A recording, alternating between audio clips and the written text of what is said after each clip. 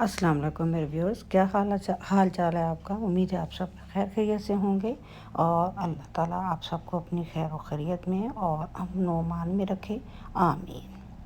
आप लोगों को सेहत और तंदुरुस्ती वाली लंबी ज़िंदगी अता फरमाए।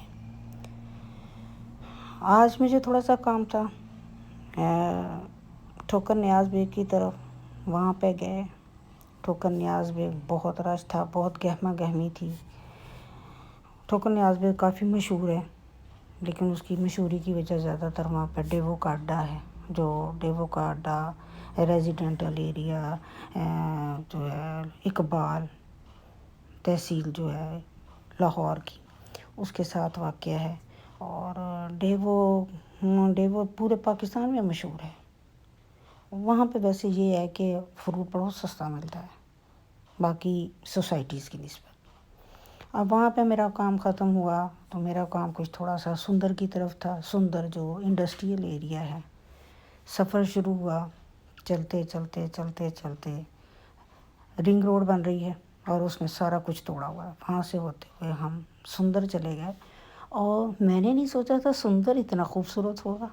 अंदर इस कदर ज़्यादा स्कूटी, इस कदर ज़्यादा खूबसूरती, और सचमुच इसका नाम सुंदर जो है वो सुंदर खूबसूरत को कहते हैं। और सचमुच उन्होंने सुंदर इसकी खूबसूरती की वजह से शायद रखा है इसका नाम सुंदर।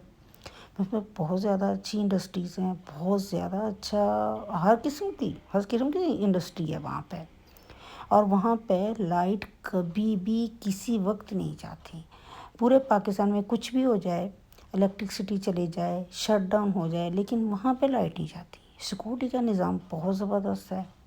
और तो और वहाँ पे हर किस्म की हालात से निपटने के लिए वहाँ पर रेस्क्यू ट्रेनिंग का भी दफ्तर है।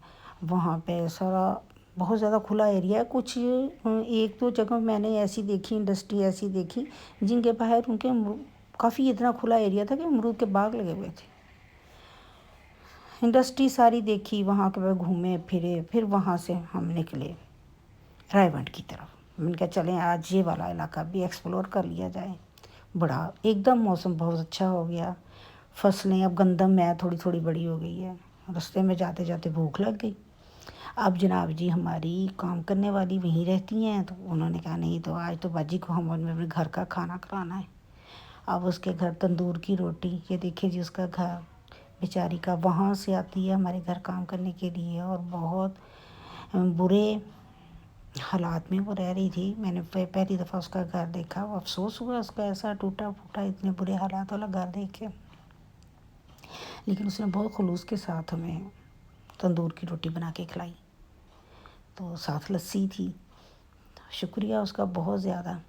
अब इसके साथ साथ अब आगे को हम बढ़ते हैं। सुल्तान के मल, अड्डा मल और रोही का इलाका आता है। तो ये सब वहाँ पे सारे फार्म हाउसेज़ हैं।